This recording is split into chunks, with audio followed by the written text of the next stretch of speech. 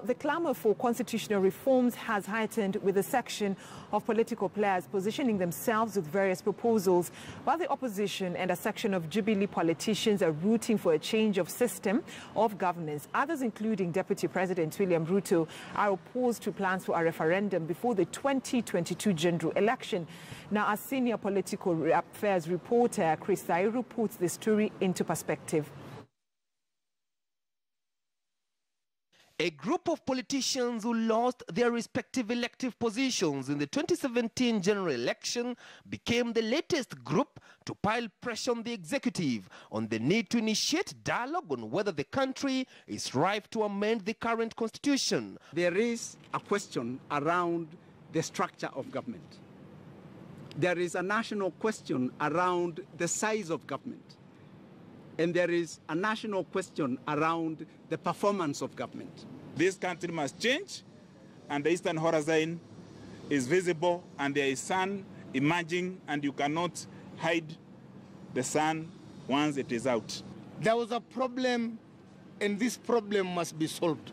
According to the politicians, most of them from the Mount Kenya region, who held a meeting with opposition leader Raila Odinga in July this year, the country should not go to the 2022 general election with the current constitution.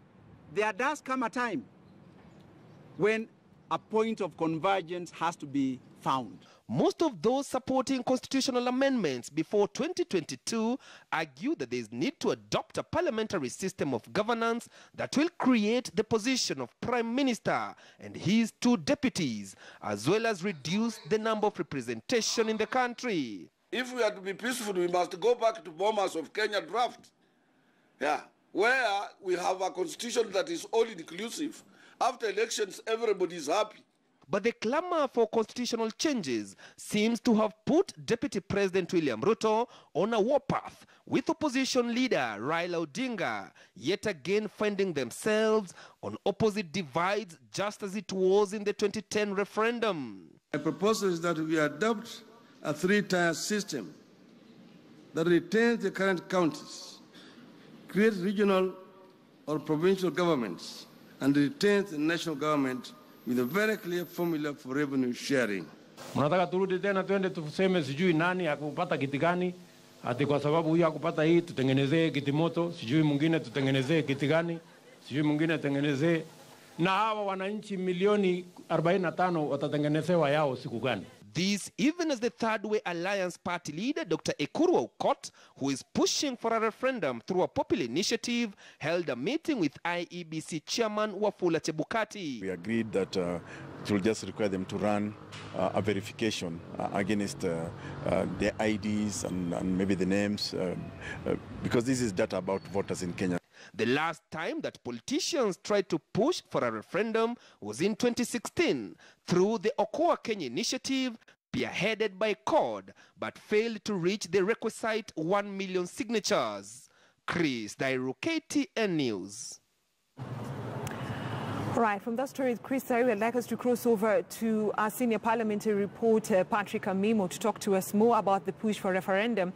Amimo, good morning, and thank you so much for joining us here on KTN News Center. Kindly take us through this push for a referendum, because some members of parliament are saying it will help the common Wananchi, while some are saying it is more about politics, creating more seats for some political losers come 2022.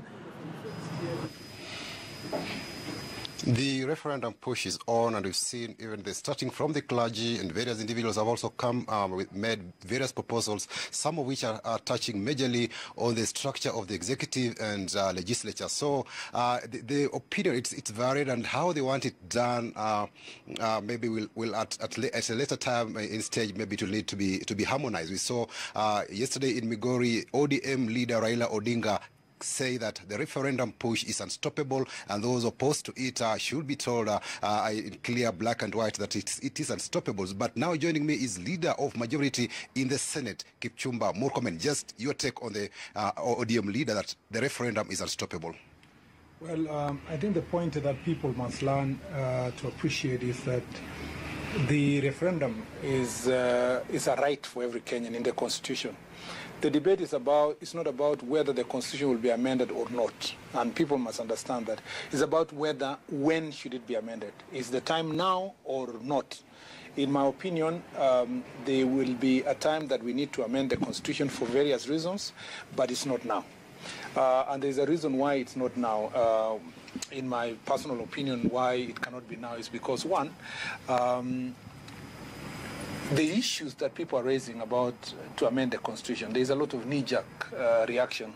And in fact, the anger that people are directing at the certain institutions like counties, the argument that counties are too many is fallacious.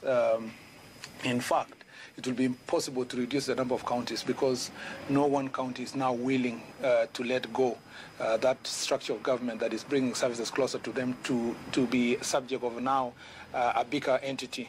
Number two, the argument that county assemblies are unnecessary, there are too many, that's not true.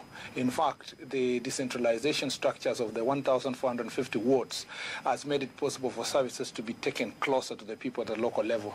The argument that Senate is superfluous and needs to be done away, it's also again an erroneous argument because to do so is to actually remove the foundation of devolution and expect the county assembly and county executive to function when there is no foundation, whose foundation is the Senate. And let me make this argument.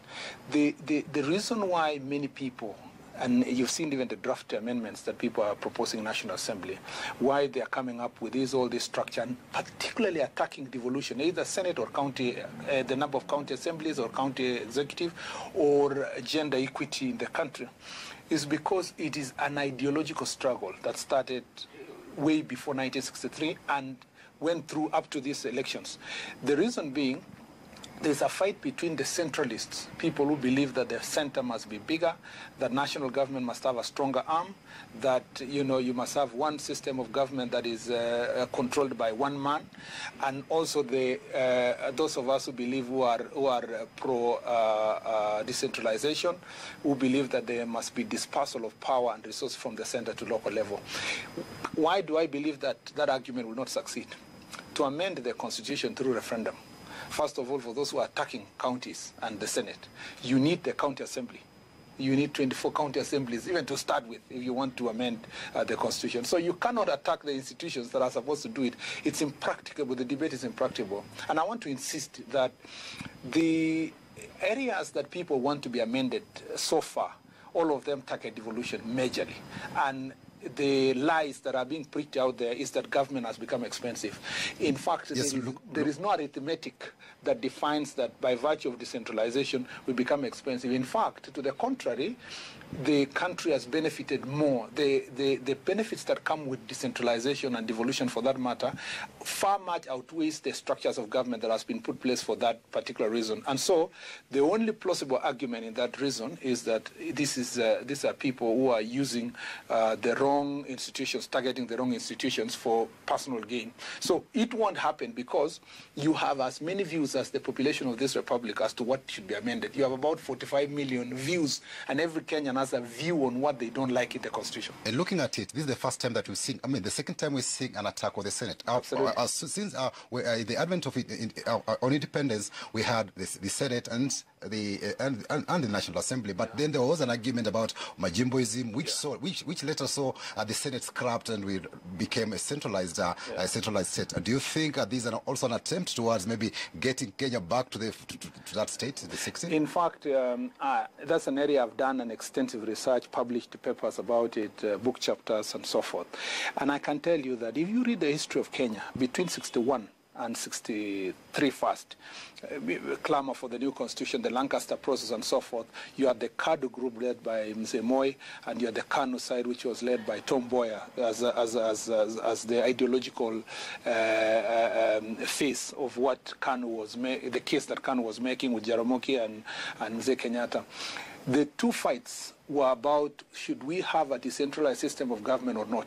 1963 Constitution was a compromise where KANU, which was fighting for centralism, agreed to the KADU demands led by Mzee and Ngala that let's get this constitution the way KADU wants so that we don't delay independence. After independence, we'll amend it. And truly, after independence, a serious propaganda akin to what I'm seeing now was waged against devolution and decentralization. And in fact, federal governments were so attacked as increasing the cost of taxes that, they are the ones that are making government expensive. Tom Boyer, speaking to in Northeastern, in the Northern Frontier District that time, argued that you will be taxed, even your camels will be taxed. The same conversation, and as a result of that propaganda, slowly an argument was made on how to do away with regional governments and how to do away with Senate. And by 1966, the Senate was done away with, and regional government were done away with, and we went back to centralized system of government. Now, when we passed the 2010 Constitution, having been informed by that history, the people of Kenya decided that the Constitution would not be left to Parliament to amend as they will. They made it impossible for Parliament to change the chapter on representation, which includes structure of government, to change the chapter on devolution without resorting to referendum. And they even made it more difficult that for you to go to referendum, there are two ways. One, you first gain two-thirds majority from National Assembly and the Senate, or if you want to go directly to the people, you have to go to county assemblies, and you have to get support of 24 county assemblies. Now, if the referendum question is going to be put in county assemblies, requiring two-thirds of the county assemblies to remove gender representation, for example, or to reduce number of votes, it will never pass. It won't.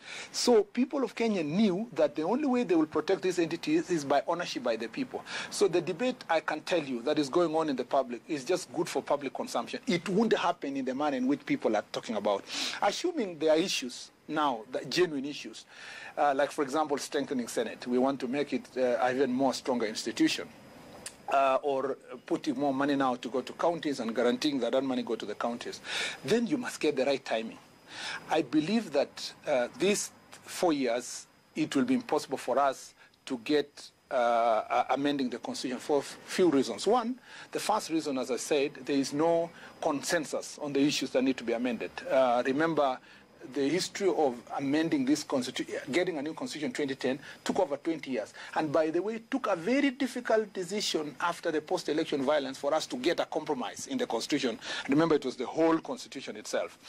So you don't just think that a consensus will be achieved so fast by just the proposals people are having to amend the Constitution. Number two is that the reason why this is not a time is because there is no ideological closing of ranks between all political sides. In the Jubilee side, the president made it clear to us that this is the time for us to implement development programs, but more importantly, that we needed this environment to grow the economy. So we are bringing the wrong debate about constitutional amendments at a time that we should be focusing on fixing the economy. And this is what Kenya should learn.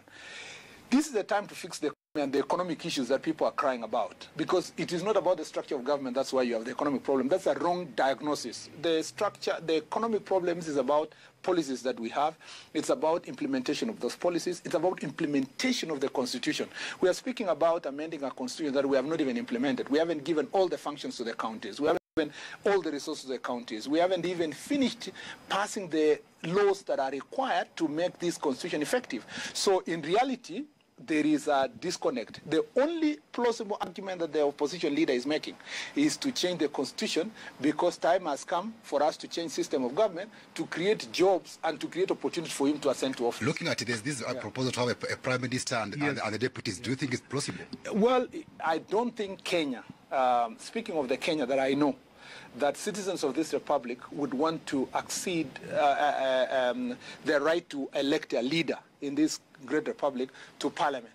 I don't think Kenyans trust so much that the chief executive officer of the Republic of Kenya will come from parliament. If they don't trust parliament over the simple issues, the daily issues of their life, do you think they can trust them to make a decision about who will be the chief executive officer of the country. Thank you so much. Those are the sentiments of the leader of majority in the Senate, Kipchumba Murkomen, telling us probably that the push for the new constitution is not the right time. Maybe he wants Kenyans to focus on development. Now, it is, given that also varied opinion has been given on the structure of government. So it is a wait and see whether whether Kenyans will go to referendum ahead of the 2022 election and or not. From Parliament, the Senate chambers, I'm Patrick Amimo. Back to the studio, Brenda.